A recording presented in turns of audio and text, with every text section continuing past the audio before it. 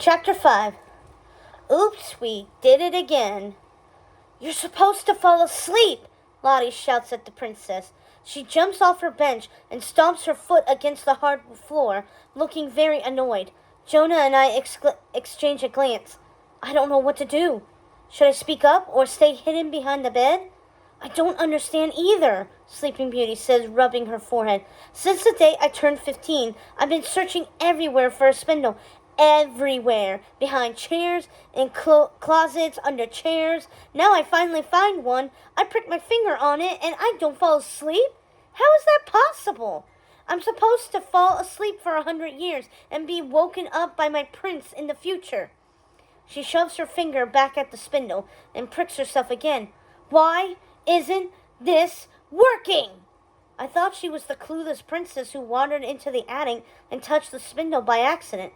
Hi, I finally say, rising from my hiding place. Don't be alarmed. We're just two kids who happen to be in our pajamas. We're confused about what's happening here. You know, about the curse. Of course I know about the curse, she hollers. She's clearly too upset to be curious about who we are. My parents are obsessed with the curse. They've been warning me about spindles for years. Don't go near them. Don't touch them. Be careful. If you prick your finger, you're going to fall asleep for 100 years. Blah, blah, blah. They won't stop talking about the dangers of spindles. I shake my head in disbelief. Then why did you touch one? The princess's face turns even pinker. Because it's my destiny. Because living 100 years from now will be amazing. I bet in 100 years you won't have to climb 1,000 stairs to get to an attic. You'll just get inside a small box, press a button, and be pulled to the top. You mean an elevator, Jonas says, standing up too. The princess frowns. I don't know what that is, and I don't understand who you two are. Or you, she says, motioning with her pricked finger to Lottie. But I do know that a prince is supposed to wake me, and that would just be the beginning. My life is going to be perfect. She closes her eyes and wears a pained expression. What could be wrong with your life now? I wonder aloud. You're a princess, a cursed princess, Jonah adds. Still, I say, there are way worse curses. Then I glance back at Sleeping Beauty. But you are right. Your prince was going to wake you, and you were going to get married and live happily ever after. She frowns at me. How do you know? She asks. Are you from the future? Kind of, I say. Where I live, we know your whole story from beginning to end. Lottie nervously bites her thumbnail. I can't believe it didn't work, she mutters. My mother is going to freak. Huh? Who's your mother? Carlotta, she replies. The 13th fairy. Sleeping Beauty gasps. The 13th fairy! What? Lottie's mother is the 13th fairy? I guess she isn't the villain herself, but daughter of a villain is close enough. Yes, Lottie says. I'm Carlotta II. Lottie. But you're so old. How old is your mother? Jonah asks. 100? No. Lottie titters and nibbles her pinky nail. She's 70. Since her retirement, I've taken over her wand and all her fairy responsibilities, including you. She nods towards Sleeping Beauty. This is terrible. Absolutely awful. I had to tell my mother what happened at once. She's going to be very upset. With a poof of sparkle, Lottie disappears. Wait, Sleeping Beauty calls out, but it's too late. Now what? Why didn't the spell work?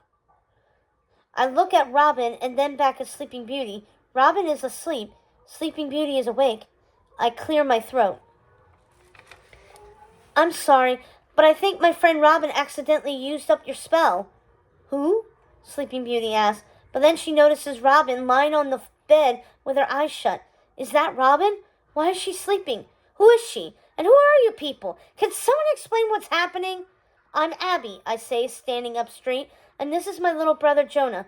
It's a pleasure to meet you. Hey there, Jonah says. Is your real name Sleeping Beauty? No, she says. She sits down on the bench and slumps. It's Princess Brianna. Jonah nods. Can I call you Bree? Sure, Brianna says. I like it. It sounds almost like cheese, I say. A delicious, fancy cheese, but still a cheese. Like a name from the future, she finishes, brightening. Brianna is such an old-fashioned name, and I am all about the future. Maybe you should try the spindle thing again, Jonas says. Princess Brianna pokes her pinky against the needle and winces. This finger is a lot more sensitive than the other one, and it still didn't work. She glares at Robin. Did that girl really use up my spell? Seems that way, I say sheepishly. Her shoulders sag. Does that mean she's going to marry my prince too? Oh, no, I say. No way. She can't stay asleep for 100 years. She needs to wake up. Soon. We need to get home. Her mother is picking her up at 10. I glance down at my watch. Then I realize I am not wearing it. Oh, I took it off before bed. I was not expecting to go kingdom hopping tonight. Never mind. What time is it here? I ask. It's just after lunch, Bree says. Around 12:45? Time back home is always slower than time in fairy tale kingdoms. When we were in the kingdom of mustard, every hour at home was a day in fairy tale land. Maybe 100 years isn't as long at all. Maybe a year here is only a day at home. Or maybe a year here is only a minute at home. So 100 years will pass in 100 minutes. That's less than 2 hours.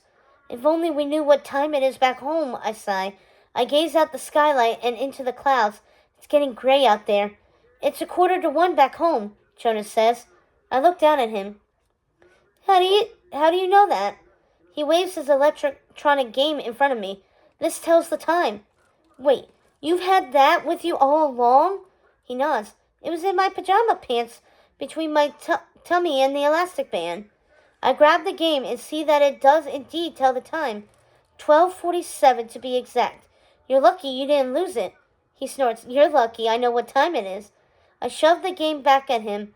If it's 12:47 during the day here and 12:47 in the middle of the night there, then even though there is a 12-hour time difference, time is passing at the same speed here as it is back home. So 100 years here is 100 years there, Jonas says. My stomach sinks. What are we going to do? I turn to Robin and shake her by the arm. Wake up, Robin! Wake up! Instead of waking up, she lets out a tiny snore. What now?